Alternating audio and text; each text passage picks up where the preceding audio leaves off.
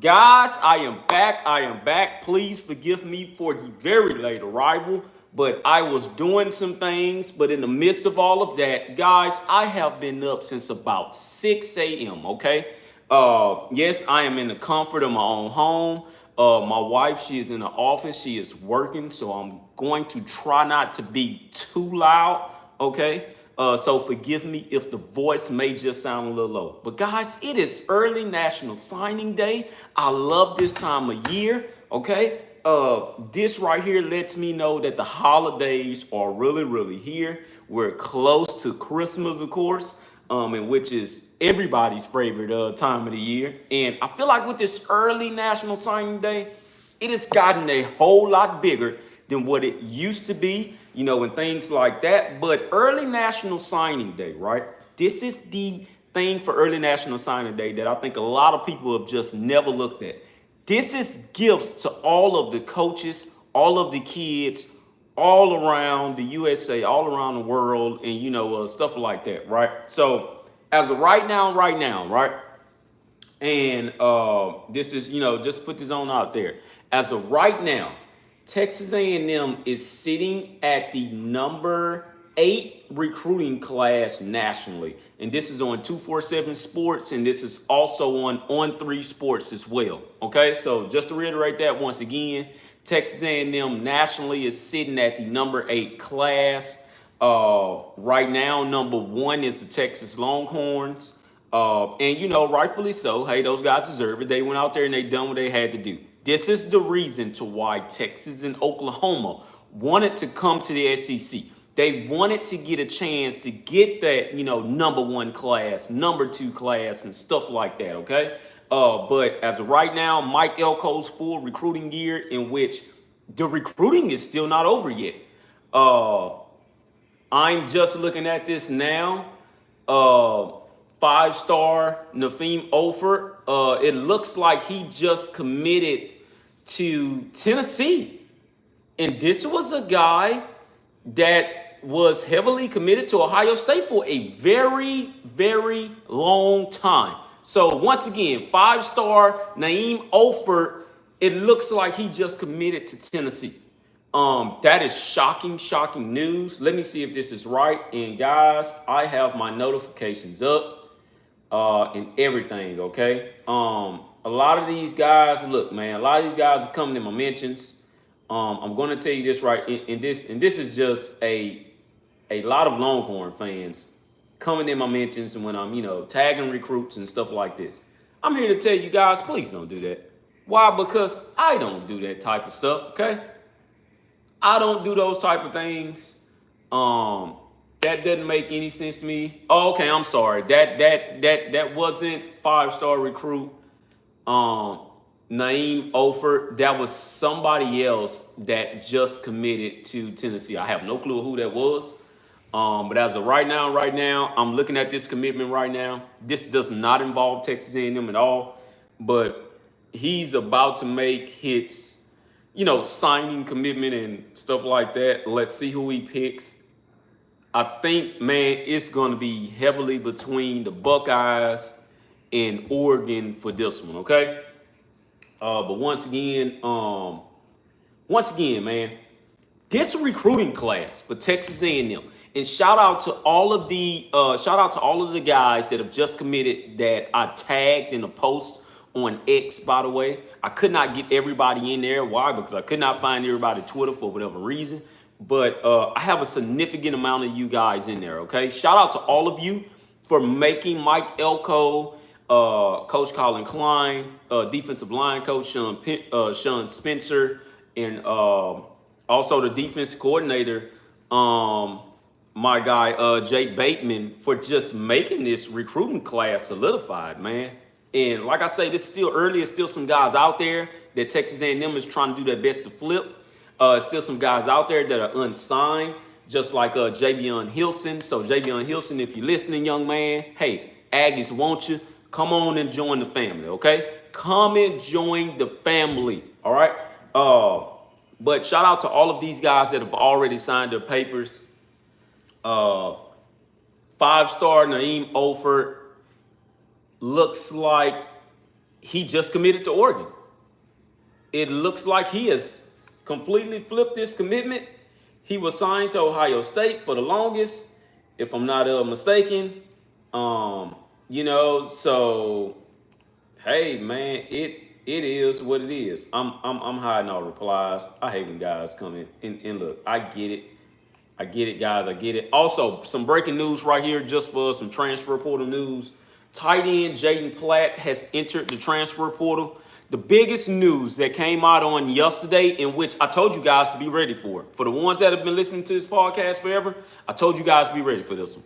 Connor Wigman has now entered the transfer portal. I don't think that's a shocker to anybody, but he has now entered the transfer portal. Connor, if you're listening, man, best of luck to you. I hate that things did not work out at Texas A&M. I'm not going to place the blame on nobody. I'm not going to place the blame on anybody that was there before, that recruited you.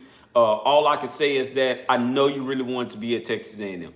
I hate that it did not work out for you, young man. Same thing with Jaden Platt. Jaden Platt has entered the transfer portal. And I'm gonna talk about a couple of things, later on in the show, and like what does that mean for both of these rooms going forward, okay? But also quarterback Jalen Henderson, he has now entered the transfer portal. I told you guys that was coming as well. Man, I hope that you guys really be listening to me when I be talking on these podcasts. I'm not just talking, just making things up, okay? I will give you my honest opinion on everything. But these guys, I knew that those two in particular, they were going to get the transfer portal. I was talking to Eric Crenshaw, and shout out to him if he's listening. I was telling him the same thing. And, he asked me about it, man, you really think so? Yeah, they're gone, okay? I knew Jalen was gone, and I knew Connor was gone the moment that he got benched, okay? But it is what it is. Like I say, I'll take a deep dive in that when I get time and stuff like that, man. So, but just know, man, signing day is here, okay? All of these guys got signed at one point in time, all right? So, hey, it is what it is. Also, another one that hit the transfer portal, wide receiver Cyrus Allen. He has now gone into the transfer portal as well. He made like a little face on the X page, in which I was already leaning towards like what that meant. I believe he had already kind of knew that it was guys going to come in that was going to battle that position. Okay, so now we talk about these recruits, man. Now we talk about these guys. Okay, number one, Jerome Miles. Welcome to Aggie Land. Okay, like I say, guys, I can't get that live like that, but welcome to Aggie Land, young man. We need you. Regardless to what people say, oh man, A&M is begging to get recruits. I'm here to tell you, I don't give a damn. We need you out there on that perimeter, okay? And it is what it is. We need you, and we needed you badly, okay? I believe that you will come to Texas A&M, and I believe you will shine at Texas A&M. Okay, it's a lot of guys that's in this transfer portal right now, which is Mika Hudson is one of them. Jonte Cook is another one.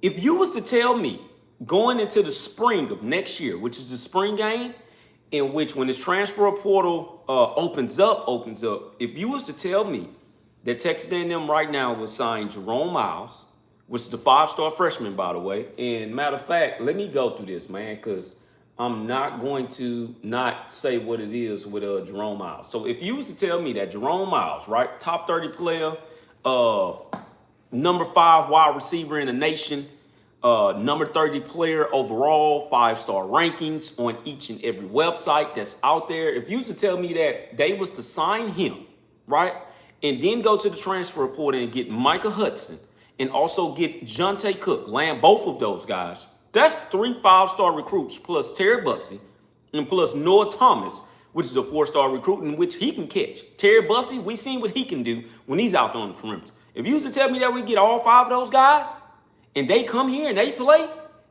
and we start this next season in this spring game, I would have told you that you were probably lying. But this can happen. We've seen this happen during the Jimbo Fisher time. It was just the thing with that. The quarterbacks that he never had offensive line to protect those guys. Okay. But right now, if you tell me that Marcel Reed is back there, he's your starter. And this is what I like about guys going on ahead, making their decision to go. Marcel Reed's your starter. Noah's on the outside. Terry Bussey, I'm going to give him that slot, right? He gets the slot. Micah Hudson or Jonte Cook is your number 2 guy or whatever. Those 4 guys on the field at the same time, that's dangerous when you can put the right protection in there for Marcel Reed and let him just sling the football. If he doesn't see anybody, guess what? He'll take off running. You give me that next year, I'm telling you right now, man. I'm telling you right now, my expectations for next year, I've already set them. It's going to be the same as it was this year. 9-3 is your actual floor. 11-1 is your ceiling for next year. Regardless if you go on the road, I don't care. Right? That is your primary ceiling for if you're Texas A&M Aggies. Right? The reason to why you were able to sign this class and kids wanted to come play here, number 1 is just what Texas A&M is all about. Number 2 is because these kids witness you get to the last game of the season for you to cement your spot in the SEC championship game. A lot of Texas fans, they're not going to tell you that. A lot of Texas coaches knows this. They knew that it was going to be a battle once they found out both of these teams were playing for the last spot in the SEC title game. They knew this. Now this is a real battle. The thing that I liked about Mike Elko coming to be the head coach at Texas A&M is because we seen what he can do on a recruiting trail. We seen what he could do at Duke. And now we're witnessing what he can do at Texas A&M when he worked with a roster that was just given to him. True enough, he went in the transfer portal and he got some of his guys as well, right? But he showed you what he could do when he's very limited. So if you're sitting up there and you're telling me that when Mike Elko was very limited, he can play for the last spot in the SEC title game, then what do you think he's going to do when he's not limited? He's not going to be limited next year. He's absolutely not. I see somebody commenting, and that's just an alert that went on my Facebook page. What's our chances of landing a top 5 class? It's right there in that 95% category. If we flip this young man and if we sign this if we sign these 2 guys, we have to flip one of them. If we sign Javion Hilson, got to make sure I'm pronouncing that right now. If we sign Javion Hilson and where he hasn't committed yet, right? If we sign Javion Hilson and we flip what's that guy's name, man? And that guy is going to stay there.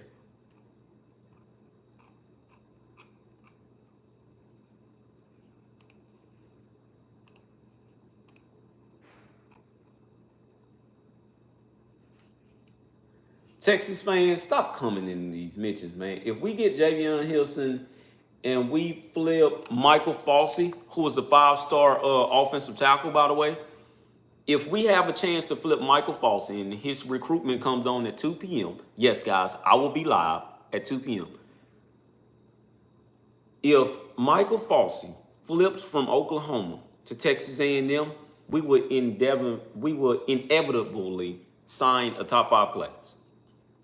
That's that. And Mike Elko will not only be the first, well, he won't be the first to do it because Jimbo done it in his first ever full recruiting cycle also.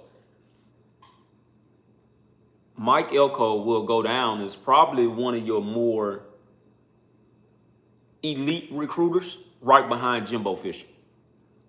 If that class happens, and for Mike Elko to get a top 8 class in which a lot of people felt like Mike Elko wasn't going to be able to recruit like how Jimbo Fisher done. I was always here to tell you that you guys are forgetting where Mike Elko came from. He worked under Jimbo Fisher. Jimbo Fisher turned Mike Elko into that type of recruiter. He was that type of recruit at Notre Dame. Don't get me wrong, but he had certain limitations at Notre Dame and at Wake Forest. So when he came to A&M, it wasn't no limitations. You go out and get whoever the hell you want to go and get, right? So like I say, man, you have him now. You have him here. Our chances of landing in the top 5 class at Texas A&M for what I want to say, probably the like 6th time. I think in 10 years, if I'm not mistaken. Probably like the 5th or 6th time in like 10 years. No, I'm sorry. Probably for like the 4th time in 10 years. It's right up there. It's all the way up there in the 95% category. I do believe that we're going to land a top 5 class. And solely because of what I expressed to you guys right there when I just had told you about it. You have to look at what Mike Elko done in his first season. He almost put us in the SEC championship game. And it's always the almost. Texas fans, they may be in here as well. A lot of those guys, man, they know exactly what I'm talking about. And I only say Texas fans because they're the rival. Those guys are so annoying when they come into these. But they're gonna stay here. I myself, I don't go and look at Texas podcasts. That's just me though. But man, we're setting ourselves up to be pretty darn good. Okay, so I'm going to stop rumbling here about other things, and I'm going to go in here and I'm going to just give you a rundown on who's all committed at the moment, right? Because I know you guys will love to hear that. So this is who's all committed at the moment, and we have some darn good ones. We have some darn good ones. So let's go ahead and take a look at these guys, right? So coming in to headline the group, Lamont Rogers. What is Lamont Rogers capable of doing, right? And I'm going to click on this page, and we're just going to watch, a little bit of film on Lamont Rogers, right? But what is Lamont Rogers capable of doing? The things that he can do. First and foremost, Lamont Rogers is one of the most prolific offensive linemen around the country. Okay, this was his actual ranking. Lamont Rogers was the number 27 recruit in 2025. He's a 5-star recruit, of course.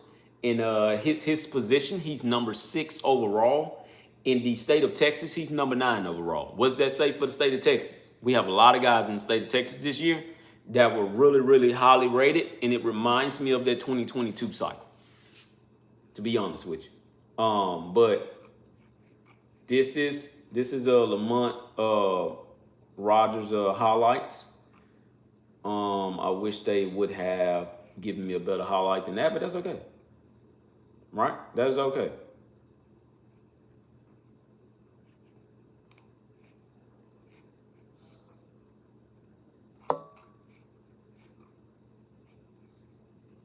All right, let me wait for that to go by. But Lamont Rogers, man, right now. Lamont Rogers gives me, and I'm just talking about a guy that was on that offensive line, right? Lamont Rogers can come in and don't get me wrong, Lamont isn't playing center by all means, but Lamont Rogers can come in and he can give you some of that Jake Matthews feel, right? And it's just all about, like how the way he gets his feet set, stuff like that, man. How the way he does the downfield blocking and, stuff like that. He has long arms. I'm just going by what 247 is putting out there. He has enormous hands, long arms, in a large wingspan. He's very, very athletic. This is a guy that I feel like you would need for Marcel Reed being at quarterback back there. What does Marcel Reed like to do? And what is Marcel Reed's skill set? He's a dual threat QB. This is one of the guys that can run downfield, not long enough to where you have an illegal block, but he's one of the guys that you can get out there and you can run some of those zone reads. You can step back with Marcel Reed, and if you don't see nobody down the field, you can trust that blocker to go out there, pull that guard around, and you can keep on going. He's also very good for your running backs that's coming up on next year. Me, in my opinion, I don't think that Le'Veon Moss is going anywhere, but I also don't believe that Reuben Owens is going anywhere. Okay, so I think you're good right there. But I also think another running back that people have to worry about coming back is Amar Daniels. I don't believe Amar Daniels is going anywhere. I believe those two running backs will leave in 2026. They will not leave this year. I fully guarantee you that. But you have Reuben Owens. Like I say, he's coming back off injury. You also have Le'Veon Moss. He's coming back off injury. And you also will have Amari Daniels, but you got to think about the next running backs behind them. You have another one that's down there, and of course, I'll mention in this podcast in just a little bit here. But Lamont Rogers, right? I'm going to give you another one on him. I'm going to give you like his NFL grade because they did have like an NFL grade on him. As of right now, this is what 247 is saying. I always talk about 247 because that's my site I've always went with, and I will continuously go with them whether people like it or not, right? So this is 247 grade. He reminds them of Darnell Wright for the Chicago Bears. Big body offensive tackle prospect with college-ready size and promising athletic background that shows in his functional athleticism in pass. He's about 6'6" and 300 and plus pounds. All right. He was a 2022 Texas District 10 6A first team selection as a sophomore. So that's just to put that out there for a lot of you guys. Like I say, he has been good ever since he was a sophomore. Okay. I do believe he has a first round grade. And like I say, man, this is a guy that can come in and make a hell of an impact. Okay.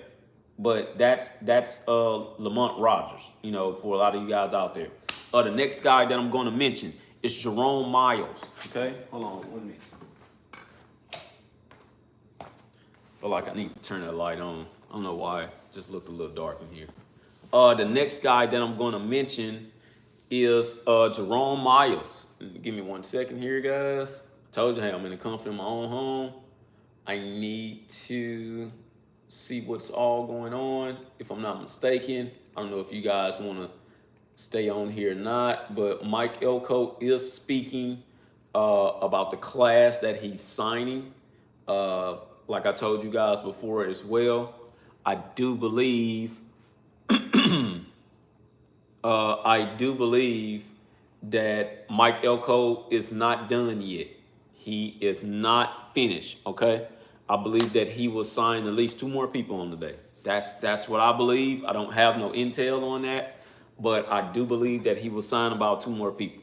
I do predict Texas A&M at the end of the day to, if not finish with a top 5 class, at least finish with a top 7. It'll be around about that mark, okay? So you guys just keep that in mind, all right? Let me go back in here. Let me kind of refresh this because Texas A&M may have just moved up on this board. No, they have not. Okay. Let me open up something else here.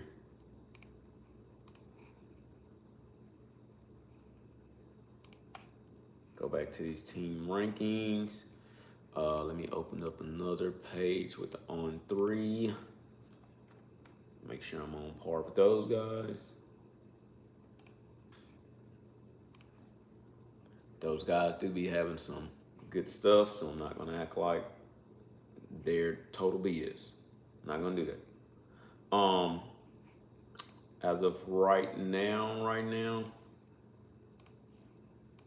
go back to it, go back to it. I don't think they've actually updated everything at the moment. But as of right now, the top 10 classes look like this. Number 1 is Texas. Number 2 is Georgia. Number 3 is Ohio State. Number 4 is Alabama. Number 5 is Oregon. Number 6 is Auburn. Number 7 is Michigan. Number 8 is Texas A&M. Number 9 is LSU. And number 10 is Tennessee. Those are your top 10 classes as of right now. That's kind of like your norm, you know, that you guys have been watching here for years, and where Texas A&M, man, I just like, and this is something that always gets me, right? And I just want to let you guys know where we were at in 2013 when Kevin Sumlin had his first class. And I always like to talk about this. I'm going to get back to Jerome Miles in just a minute for the ones that's out there listening. Jerome Miles, if you're listening yourself, you know, and I know a lot of you kids are in school. You know, a lot of you kids had to go back to class right now and stuff like that. So Jerome Miles, you know, if you're listening, you know, I just want to talk about this for just a second here. Refresh that.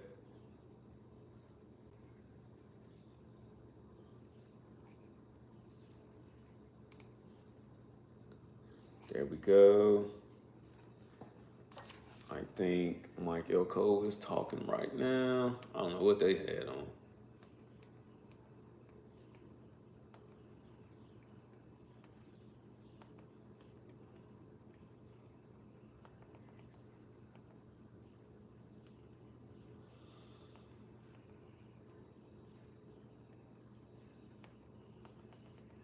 Yeah, I'm not sure what they're doing right now.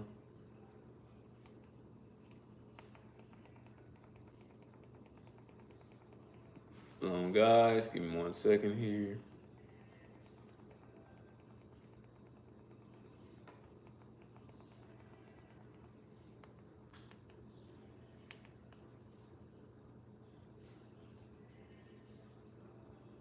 One second, guys. Bear in there with me.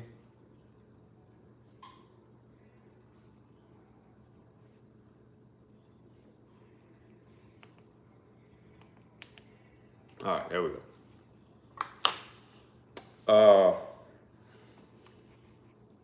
Okay, we got that going. All right, so like I say, man, I just want to kind of give you guys a rundown on this. So in 2013, right? This is where Texas A&M was after that phenomenal year by Kevin Sumlin and Johnny Manziel and others, right? This is where we were. A&M signed the number 9 recruiting class, which was like one of their highest rankings in forever, right? And one of the highest rankings on the 247 website, period, in ever. So they signed that class. It was only one 5-star in that class, and that was Myles Garrett. No, I'm sorry, that wasn't Myles Garrett. That was Ricky Seals-Jones. I don't know why I thought that was Myles Garrett, right? That was it. They had 14 4-stars, 17 3-stars. For whatever reason, I don't know why Kevin Sumlin couldn't get out of his mind that all of those 3-star recruits was not going to win you a championship. They just weren't. It hadn't been done before, and it wasn't going to be done now. So after that, you know, A&M went to the next following year, which was in 2014, and they signed a number 5 recruiting class, which was darn good. They had about 3 5-stars in that class, 11 4-stars, 8 3-stars. Right? Which was pretty darn good. They signed Myles Garrett in that class, which was the number 1 overall recruit, and they signed Kyle Allen and Speedy Noyer. For whatever reason, I couldn't put a finger on why we failed so much when we had top 5 class and 9th class combined together. I could not figure that out. Until this day, I still don't know why. I know a little bit of it. It was just because of defensive issues, but It made no sense to me, right? And then you keep going here. You go to 2015, right? And them ended up signing the number 11 class. They went outside the top 10. There was 3 5-stars in that class, 10 4-stars, 13 3-stars, right? This was a class where Dalen Mack came in that class, Kyler Murray was in that class, and Christian Kirk. So following that up, in 2016, this is when recruiting started taking a big dip for Texas A&M. In 2016, Texas A&M signed the number 18 class in the country. That made absolutely no sense to me. That was mind-blowing. He signed about 8 4-stars, 13 3-stars. That was so mind-blowing to me, and I think around that time, we had all knew where this ship was going. But the next following year, he signed the number 13 class, and where he had 8 4-stars, 23 stars. That makes no sense when you're Texas A&M University. That makes no sense at all. It was no reason for you to sign that many 3-stars. Look, I get it. All credit to those 3-star recruits. They got heart. I love it. It made no sense for you to do that. 23-star recruits, 8 4-star recruits. I felt like Kevin Sumlin was going back to, he was starting to think that he was at Houston all over again. And it just wasn't like that. It wasn't like that at all. So didn't come back 2018. Texas A&M signed the number 17 class. I believe this is when Jimbo Fisher had took over the program. Right? 13 4-stars, 10 3-stars. If I'm not mistaken, this is absolutely when Jimbo Fisher took over that program. Yeah, it was. It was because Leon O'Neal Jr., he headlined that class. Right? So then you go to 2019. In the 2019 class, we signed our highest class ever, which came in at number 4 in the country. Headlining with 2 5-star recruits, 14 4-stars, and 10 3-stars. Looking pretty good. Come back the following year in 2020, we lined that up with a number 6 class, right? 2 5-star recruits, 14 4-stars, 10 3-stars. Line that up in the 2021 class. We come with the number 7 recruiting class. No, I'm sorry. We came with the number 8 recruiting class, right? 1 5-star, 15 4-stars, 7 3-stars. This is all within the Jimbo Fisher era. And then the 2022 cycle, we all remember this like it was nothing. 8 5-star recruits, 19 4-stars, 3 3-stars. And I'm here to tell you right now, we didn't do a damn thing with them. That still angers me because we had our shot. We had our shot. And people around the country will forever remember that Texas A&M signed the number 1 class in the country. So, yeah, thank you to Jimbo Fisher for letting us see that we can get the number 1 recruiting class, right? In which had never been done before, in which many people felt like it wasn't possible at all. But he done it. He rewrote the script. They didn't do a damn thing. They didn't do a damn thing. Jimbo didn't do a damn thing. He felt that if he had that number 1 class, that's all he needed. There was no playbook asserted. None of that. And, to follow it up in 2023, being at the number 1 class was just god-awful.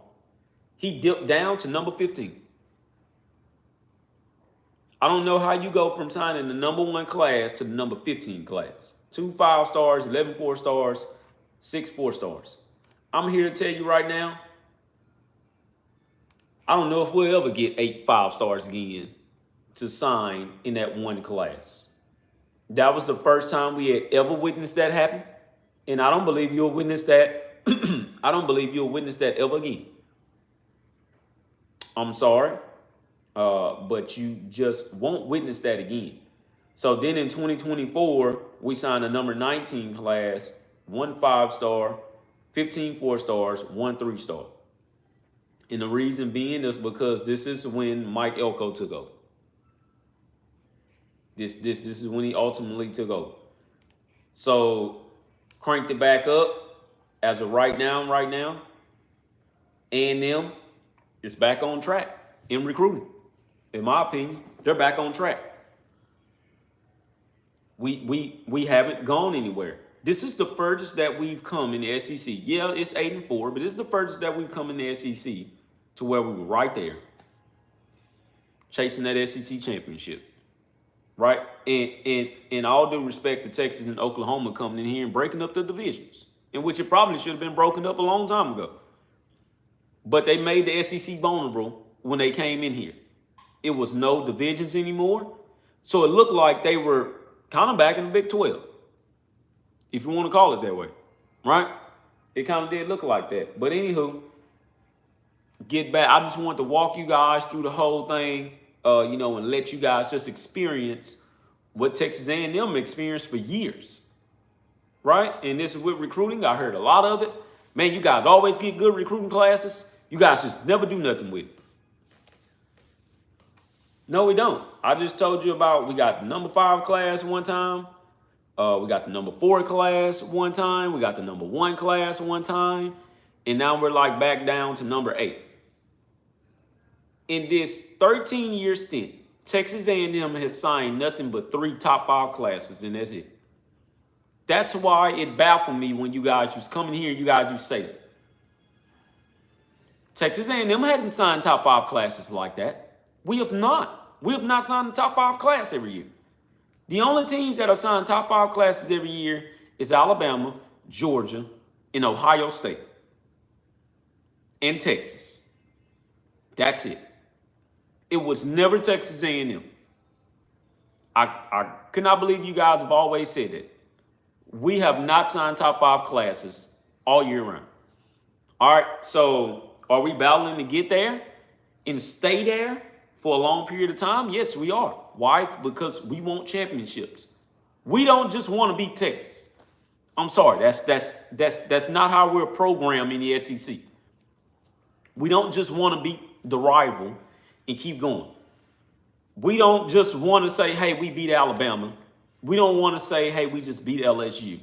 We want SEC championships with an S, and we want national championships. This is why we're here. This is why. So I do believe that Mike Elko will do his thing, and I believe he'll get there, man. I honestly believe he'll get there. So with Jerome Miles, right? And this is a guy, man, I love his hands. I love those wide receiver hands, man. This is a guy that can catch. And he's very, very good.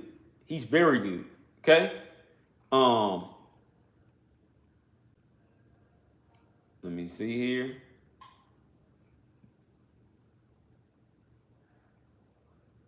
Truth be told, I did not know that he was committed to Ole Miss like that. I did not know. I honestly don't remember that. And then he had committed to USC, in which, of course, all of us remember. And now he's at Texas A&M. I did not know he committed to Ole Miss, man. I don't know where I was at when that happened, but I don't remember that at all. I don't remember that. But he did. Okay, so Jerome Miles, right? And this just me, man, looking at this young man. And I'm sitting up here, I'm just looking at a quick highlight video. He has hands. He's a big body receiver. He's 6'2", 205. This is what you need if you're Texas A&M out on that perimeter. Jerome Miles, if you're listening, this is what we've needed. You need guys, and I'm going to be honest with you, he reminds me of Noah Thomas. But just a better form of Noah Thomas, right? Coming from out of high school. Noah is big body. He's very long. I think Noah's like 6'4" or 6'3", one of them. And Noah is over 200 pounds, right? Noah may not have all of the speed that you may want, but Noah can go up and make the catch. He can do that. He can honestly do that. with Jerome Miles, we're getting essentially that same thing. We're getting that same thing. And I think this young man is going to be very good. I won't go as far to say, hey, he will be a starter day one. You know, now of course I'm not the coach, so who knows what they're saying. But Jerome Miles is very good, man. And I think that young man is going to come in here and he's going to be a game changer. This is also a wide receiver that can create separation.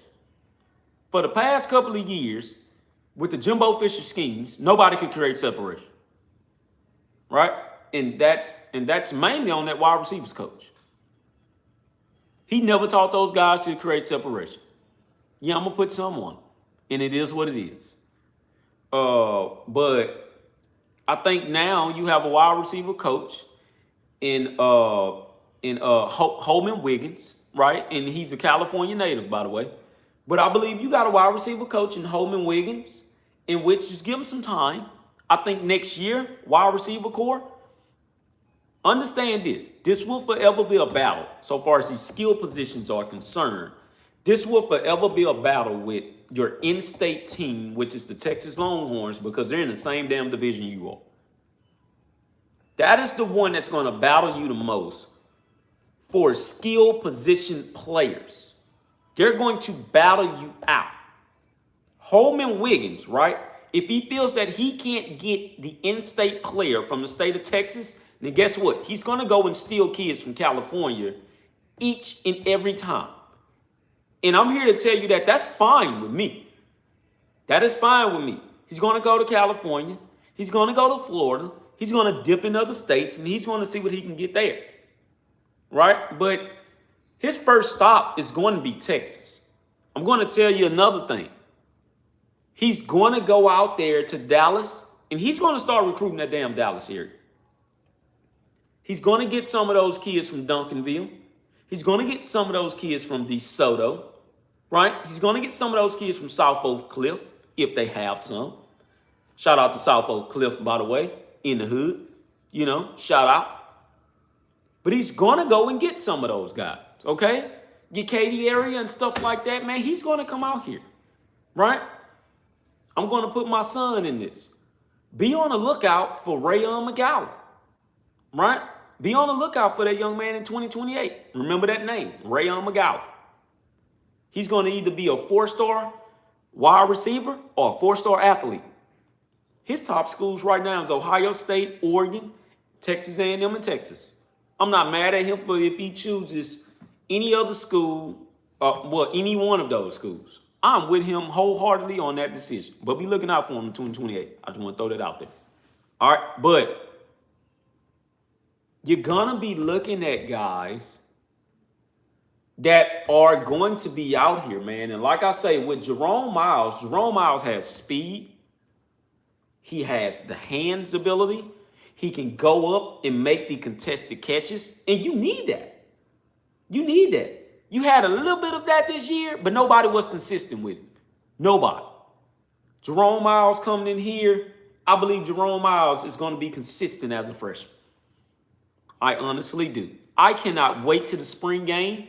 And if it's not raining, I will be there. Me and my family will be in attendance this year. We couldn't make it. We couldn't make it this year, but we'll be there next year for sure. I'm going to be in attendance at a lot of these games next year. All of the SEC games, I've already lined this up on my calendar. I should be at each and every one of them. And I'm going to tell you right now, I'm not going to come up there by myself. My son, most of the time, will be with me. Okay? My wife she isn't going to go to every game. I know this part. But I have a lineup of Texas A&M games I'm going to go to next year, and I have a lineup of Houston Texans game.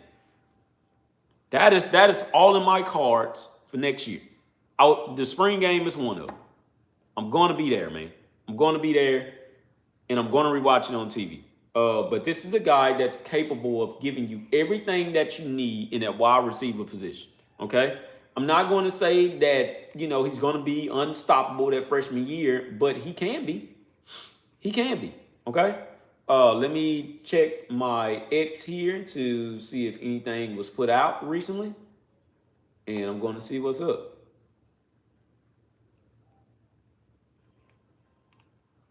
Like I say, for the ones out there that doesn't know, Jaden Platt, he has hit the transfer portal, and that's fine. You know, it's nothing wrong with that. I figured that he was gonna most definitely hit that transfer portal anyways.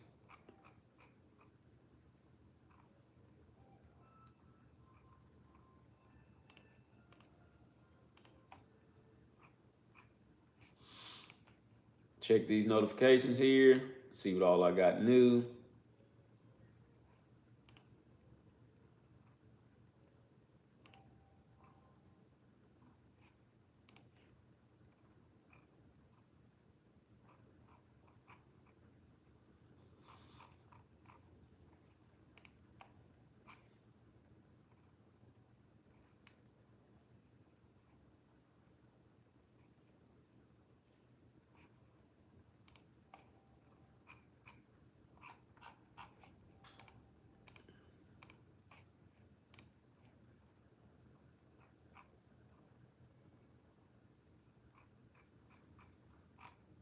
I don't see anything new here. I'm just trying to check and see before I go to the next gentleman here and talk about him.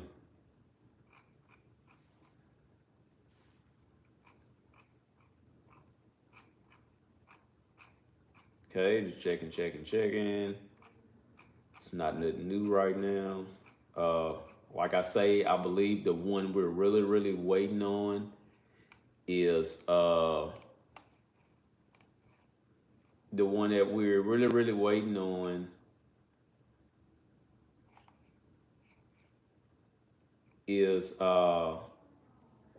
Javian Hilson. Well, I believe he has made his commitment already. Did he make his commitment? Looks like his commitment comes out at 12 p.m. Javian Hilson here. I believe he's already made it, but I don't see anything. Let me go back.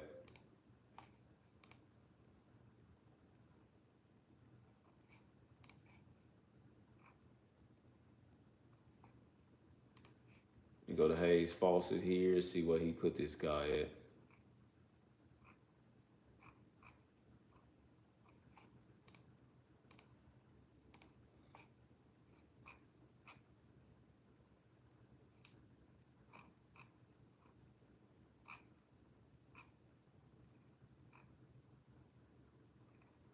I don't see anything as of right now. You guys give me a little minute.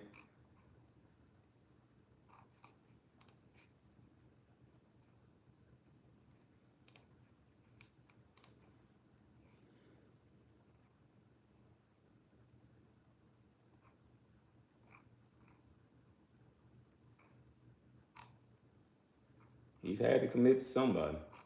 I don't know who.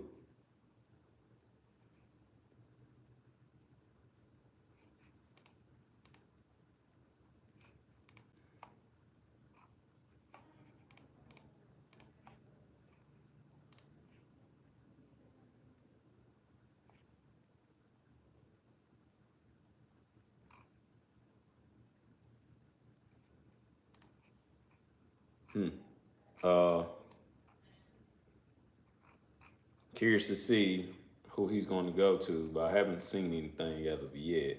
Looked like he was supposed to make his commitment around about 12 p.m. But he may have moved it. I don't see anything on that though, but he may have moved it. He may have moved it, and again, he may have not. Let me go to it though. Say you guys stick around.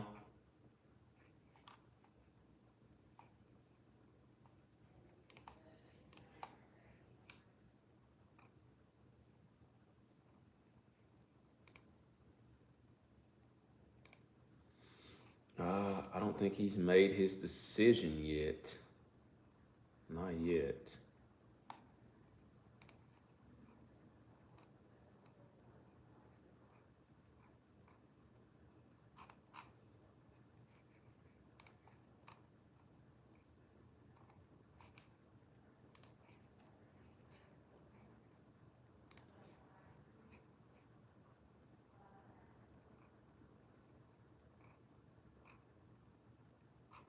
Okay. So no, I don't see nothing yet.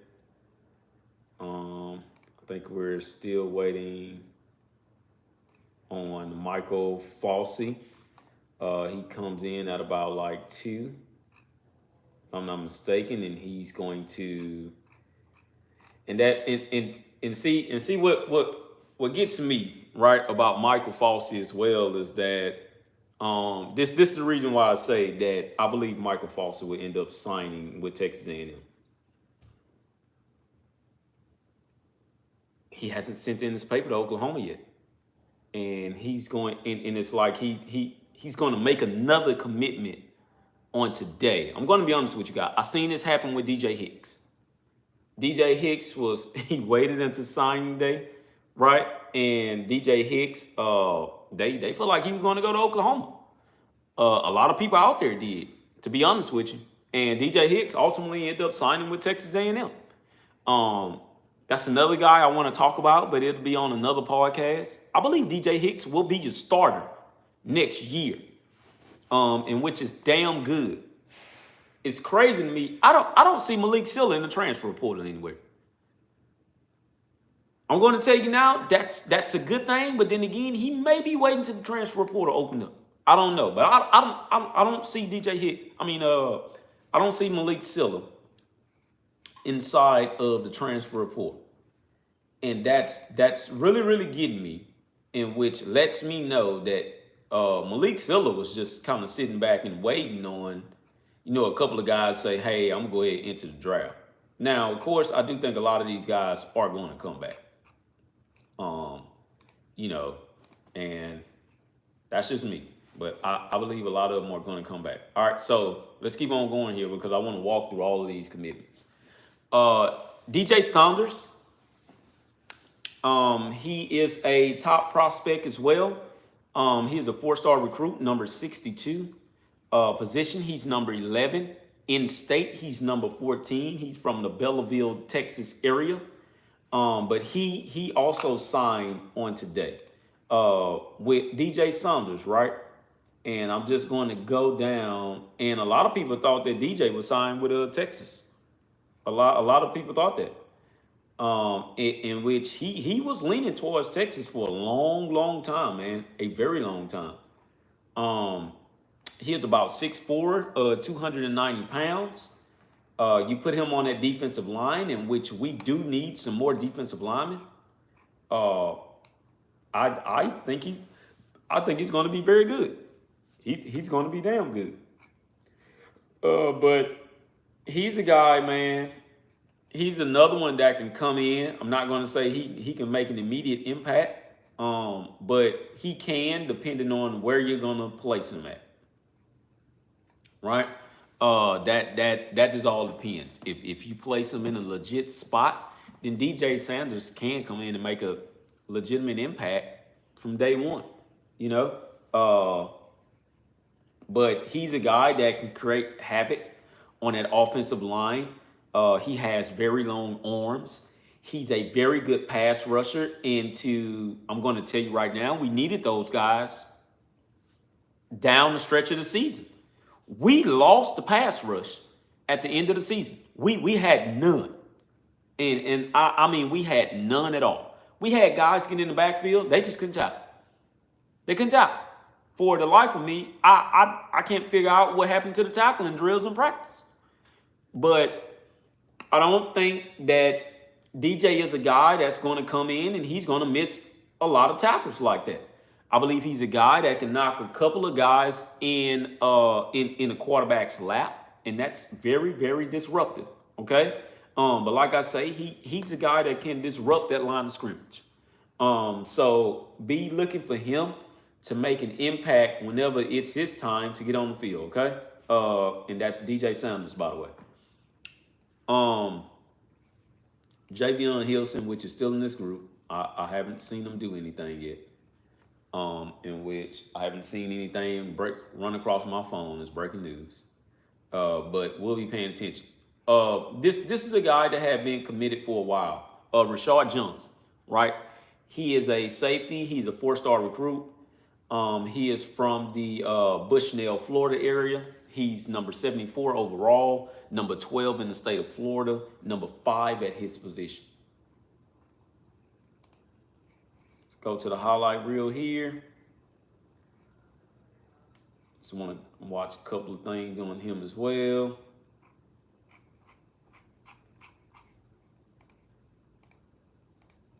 I don't know why they're not giving me any highlights on him though. But let's just talk about what we got on him. That's crazy. They don't give me no highlights.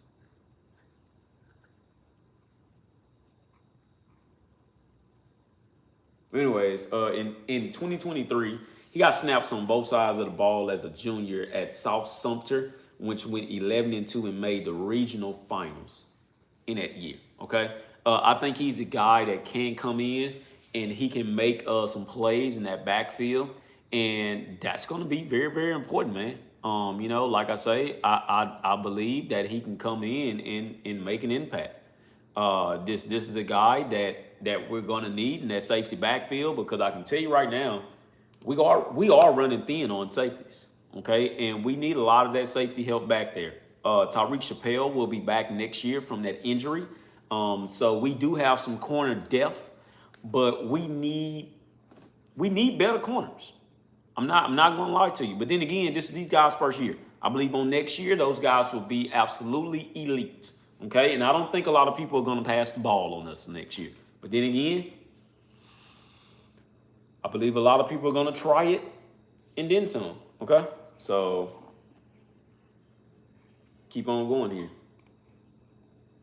Adonis Curry, this was another one, right? This is another one that shocked me, because they went way to California and they got that guy.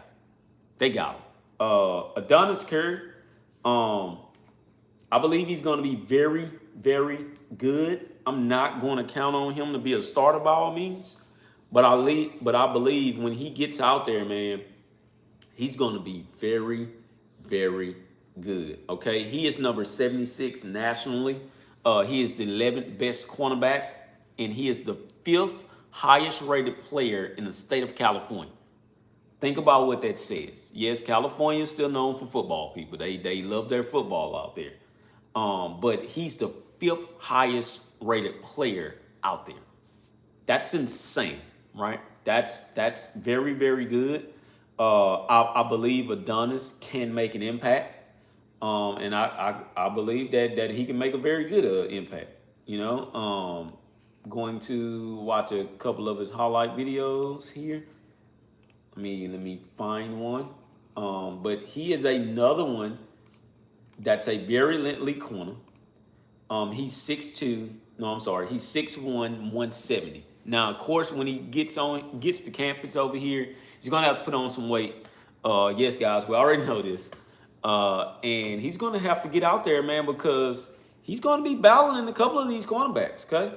I mean, he's going to be battling a couple of these wide receivers, man, in which I believe that he'll live up to his potential, and I believe he'll live up to the hype. All right? So, let me watch this here.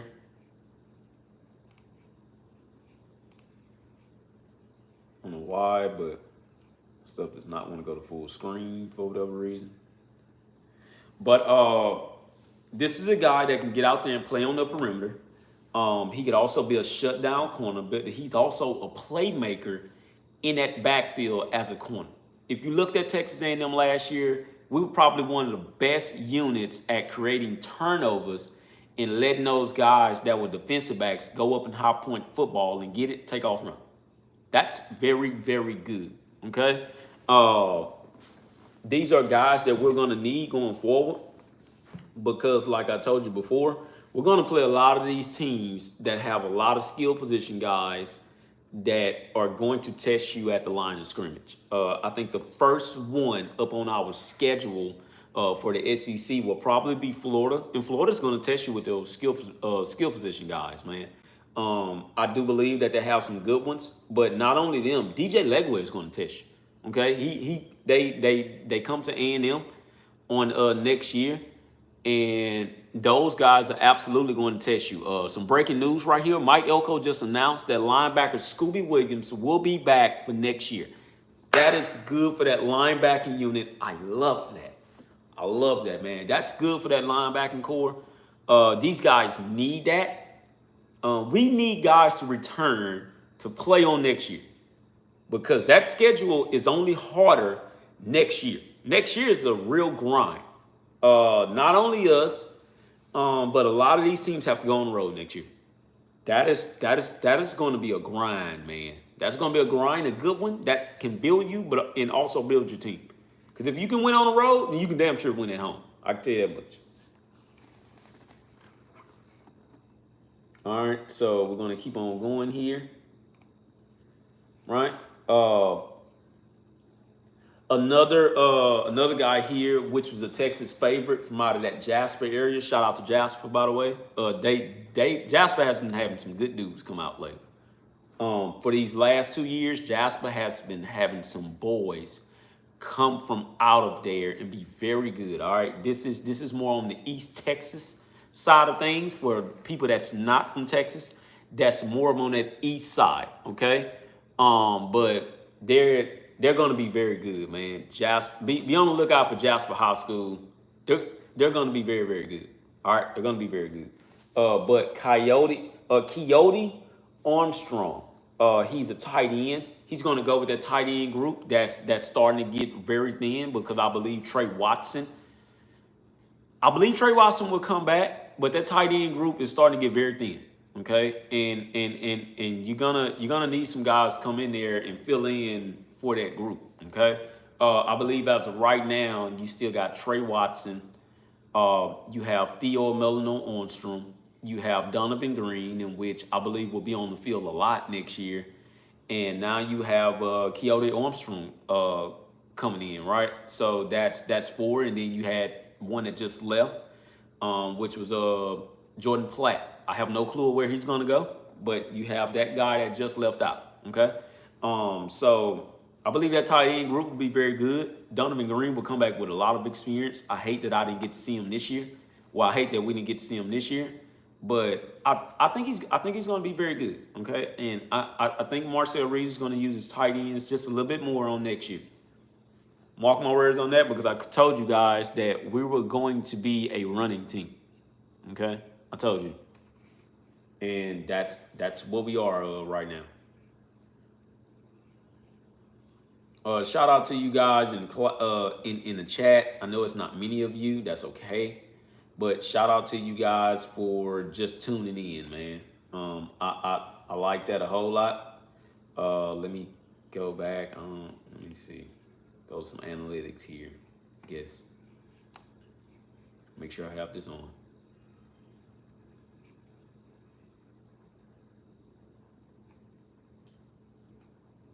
All right, but yeah. Shout out to a lot of you guys. I know a lot of you guys aren't going to stay tuned in. Trust me, I know this. But like I say, man, thank you all for just, tuning on in here, period. I know it's been very long. And this was going to be a long podcast anyways, because this was National Signing Day. I believe ESPN doesn't start on air for national signing into a certain time, if I'm not mistaken. So a lot of you guys may just be waiting on that. Excuse me for a second while I go to something. All right, there we go.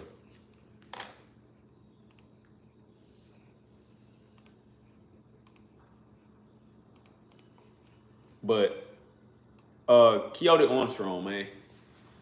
Like I say, back to him. He's going to be very, very good. So you guys just need to make sure that you continuously pay attention to him.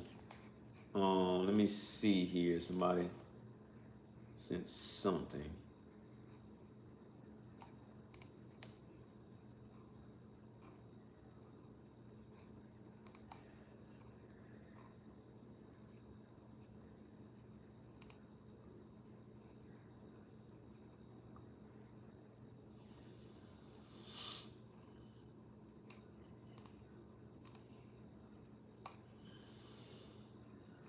Yep, so that is official. Mike Elko has announced that Scooby Williams will return on next year. I'm just trying to, add a lot of this stuff on in here while I'm talking on this podcast as well. And I'm just kind of going down the list.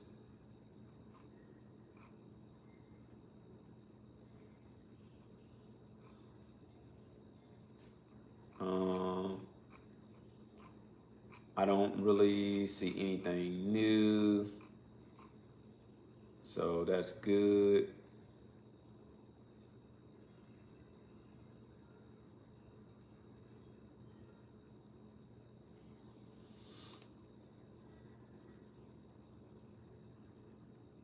So it's some news that I'm looking at right here. It says big time news as well, man. I think a lot of you Aggie fans need to get up for this one.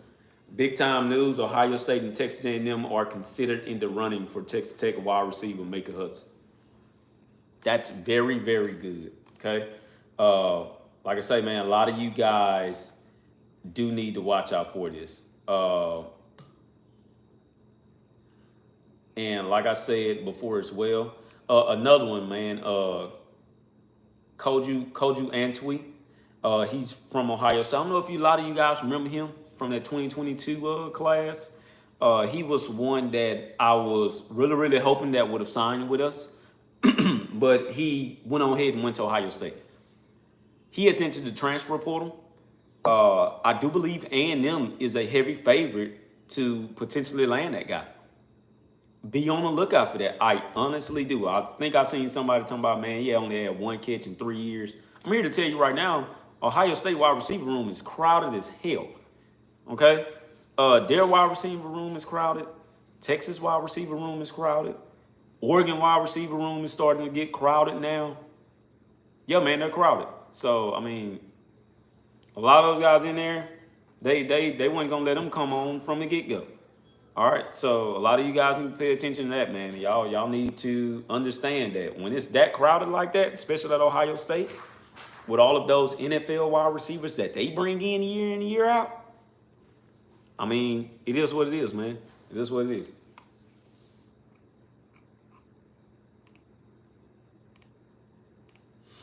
I'm just trying to make sure that I keep up with these notifications here.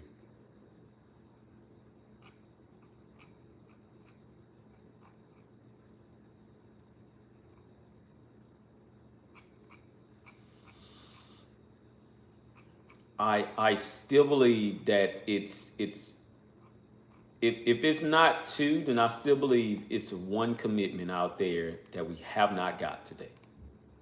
And I believe they're going to sign with us.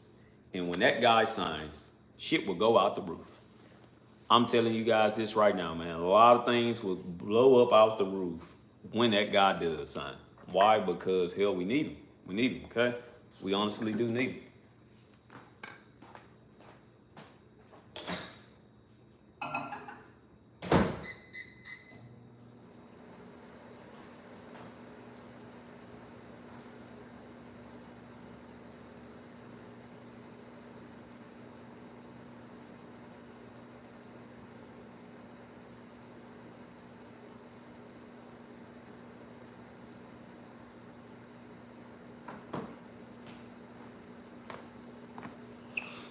All right. So guys, look, right now we're going to take a lunch break. I will come back on here at about 2 p.m. Okay. So just be ready for that. All right. Thank all of you guys tuning in right now. But I will be back on here at about 2 p.m. All right. So giggle.